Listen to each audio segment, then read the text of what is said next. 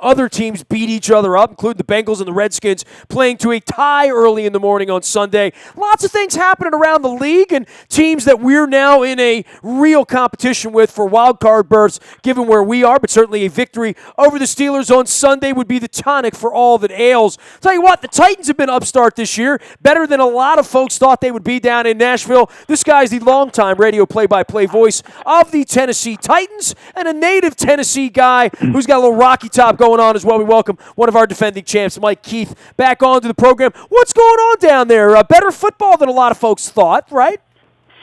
Much better football. It's been an interesting year for the Titans. They've certainly been in every game, which was step one after winning just 5 times in the previous 2 years. And now they're starting to get their sea legs offensively, knowing what they want to do with a power run game and everything that's kind of built off of that, including their pass game. And defensively, they've been pretty good for a couple years. So I think, Nestor, a lot of people very surprised at the progress of the Titans, and people down here are starting to feel that enthusiasm again for a team that has not been to the playoffs since 2008. Well, and I remember being there back in 2008. We were in the game, and Stover won. You guys haven't won a playoff game since the miracle. Is that true? No, the last playoff game the Titans actually won was in Baltimore in early 2004. So it was even further back than that. Game winner. Wow. I mean, and that was the game where Orlando Brown jumped off sides again and moved the field goal up 15 yards. Well, actually, it was a personal foul penalty. Moved it up 15 yards. That feels like so long ago. And I know there've been so many high draft picks, and certainly, for Mariota to be in this place, you draft a quarterback to throw the football, but really, if you can run the football, you can throw it a lot less, right? Well, that's part of it. I think some of it has to do with how you run the football. And the Titans had been, more of that zone scheme sort of feeling. And Ken Wisenhunt had wanted running back by committee. That was his design when he was the head coach. He wanted to play one running back against certain styles and another running back against certain styles. And, Mike Mularkey takes over and he says, okay, what's happening with the run game now is it's about power. It's very simple, and we need a back who can do that. And so they trade for one in DeMarco Murray, and they draft one in Derrick Henry.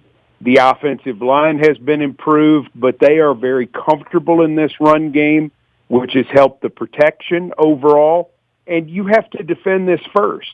It's really about philosophy.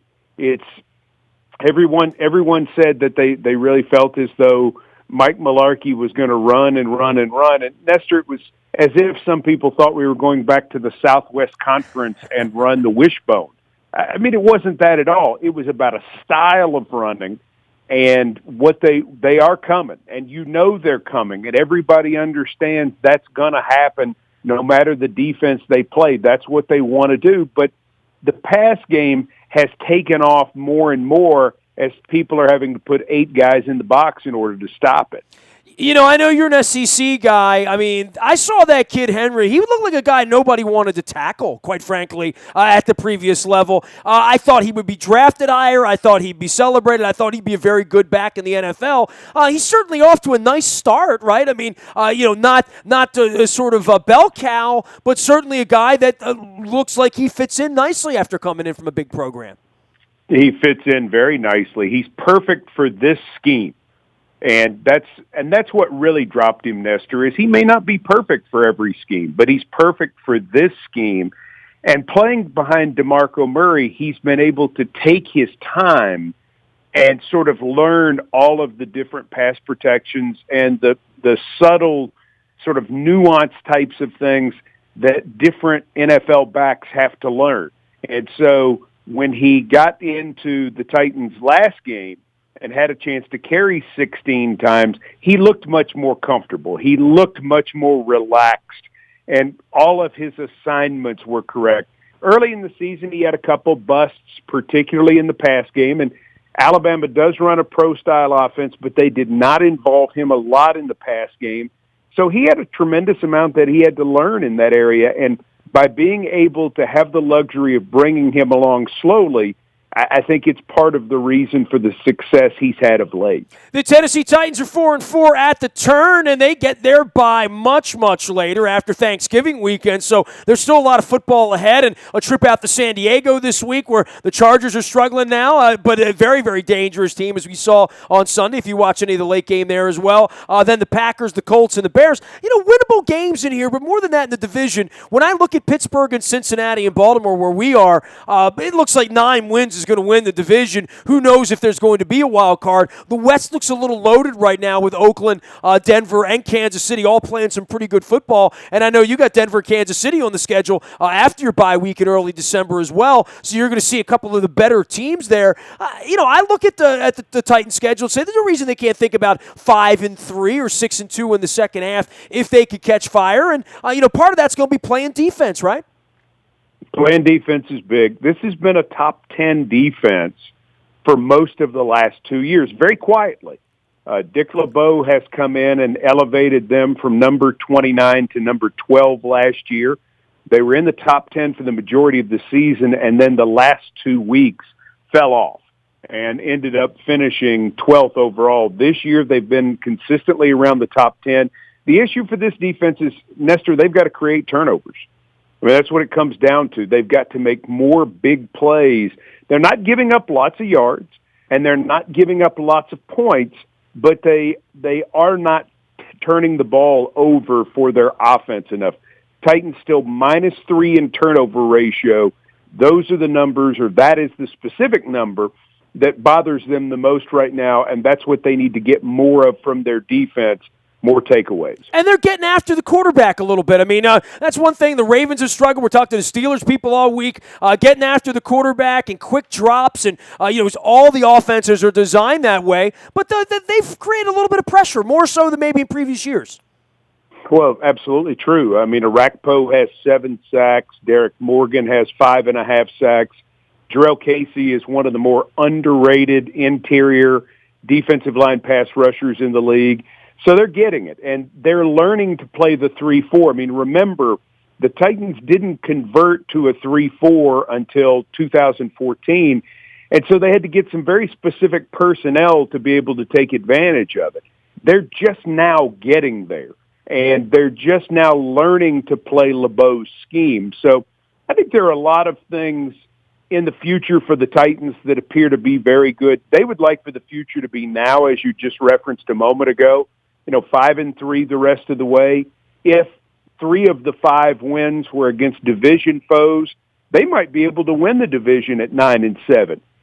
No matter whether that happens or not, I think we see a lot of good things in place for the Titans going forward, to the point that you've got to feel like with Marcus Mariota's improvement, they're going to be a force to be reckoned with in the AFC for years to come, and that's certainly the goal. Man, DeMarco Murray was like on a milk carton, right? I mean, getting pushed around and, play here, play there, and he got a lot of credit in Dallas and a lot of blame everywhere else, right? And this has been a nice situation for him at this point in his career because he can still do this. And more than that, even in the passing game, he's been a weapon.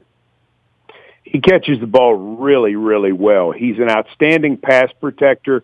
In baseball, I guess what they call them 5-tool players. As a running back, he's really that 3-tool player. He's the guy that can run the football, can catch the football, and can protect the passer. He's so versatile. He only got 193 carries last year, so he got some rest coming off the 392 carry year of 2014 when he was the offensive player of the year for the Dallas Cowboys, rushing for 1,845 yards. I think he's very comfortable in this style of running. He's very comfortable with this coaching staff. The other thing, too, is he's very comfortable in this city. I think Nashville fits DeMarco Murray's personality more than maybe Philadelphia did.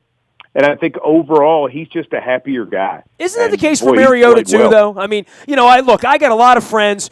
Jimmy Schwartz coached down there for a number of years. Obviously, Barry Trotz and I are very close. Spent a lot of time in Nashville at sporting events, a lot of time down there for music and whatnot, and hockey and visiting. It is one of those kind of places you can go and hide a little bit. And I think, quite frankly, the Titans are hiding at 4-4 in a division where the Colts get talked about a lot with Andrew Luck and had some turmoil at the top. And Jacksonville has always been. They're coming. They're winning the draft every year. And lo and behold, it really starts to feel like the Titans and certainly the Texans, once they get the defense put back together there and figure out the quarterback as to whether he's worth all that money or not. But, the Titans feel sound to me right now.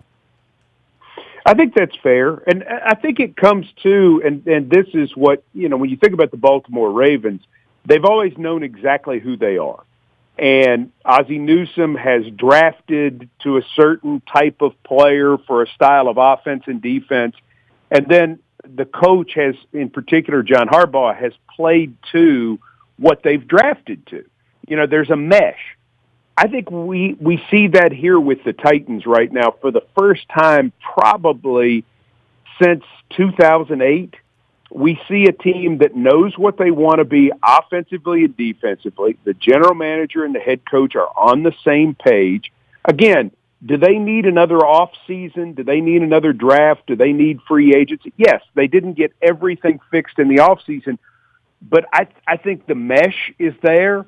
And because they know what they want to be, and knock on wood, they've stayed pretty healthy, I think it gives them a chance to be competitive the rest of the year and maybe end up a little better than most people thought they were going to be. Well, certainly back into relevancy, right, Mike? I mean, that's the first step. That's it. And you mentioned the schedule. November's going to be tough. 3 road games. They go see Indianapolis as one of those. They haven't beaten Indianapolis in 5 years. The San Diego trip has always been nightmarish for this franchise. Who knows what you're going to get out of the Bears at the end of the month, and your one home game is against Aaron Rodgers and the Green Bay Packers.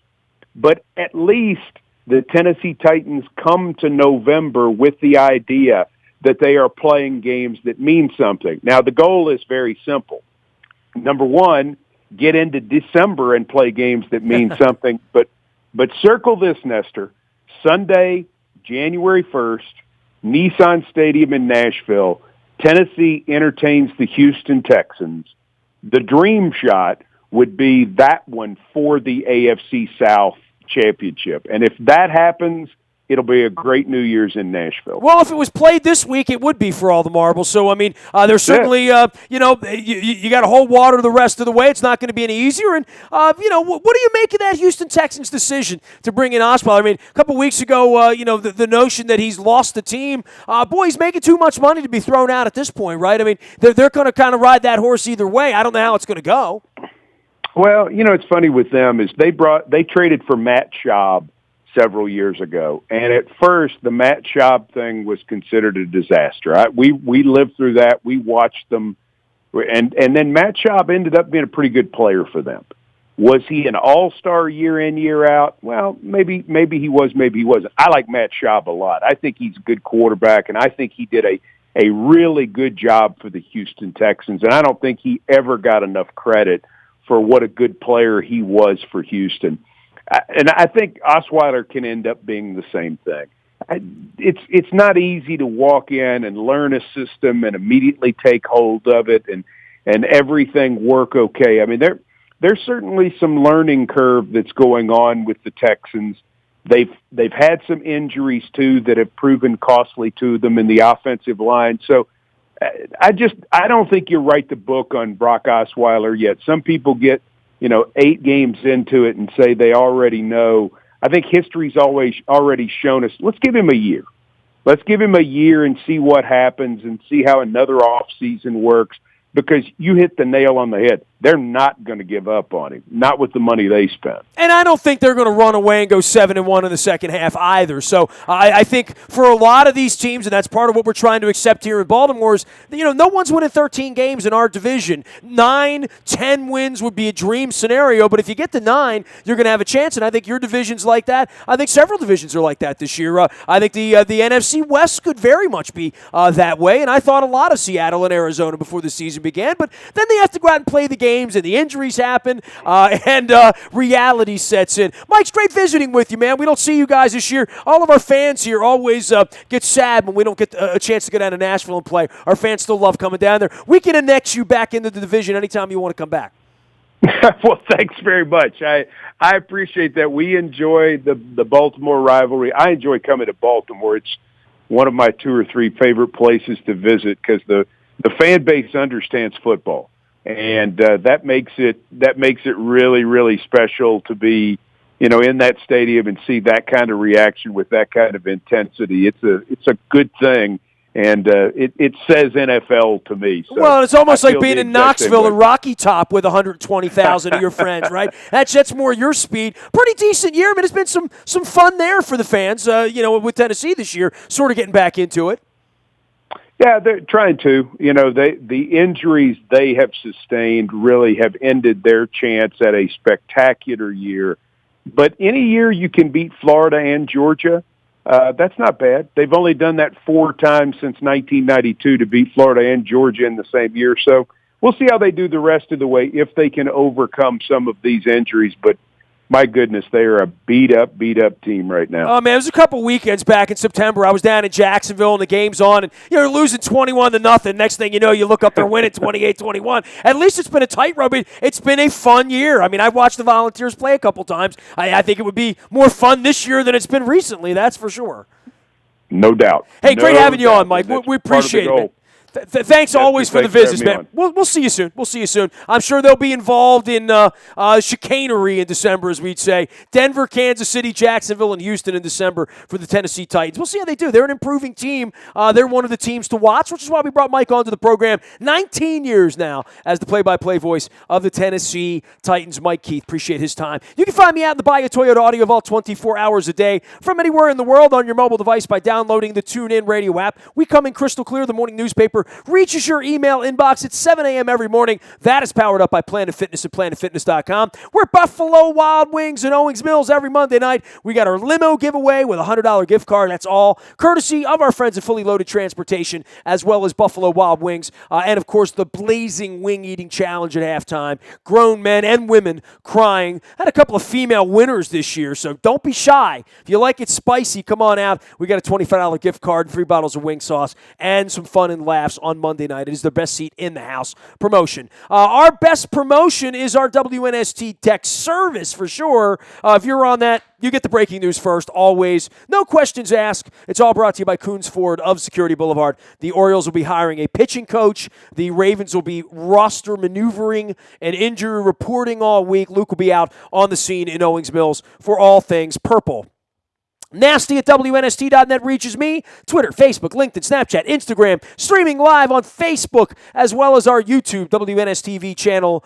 We are WNST.net, AM 1570, and WNST Towson, Baltimore, and we never stop talking Baltimore sports.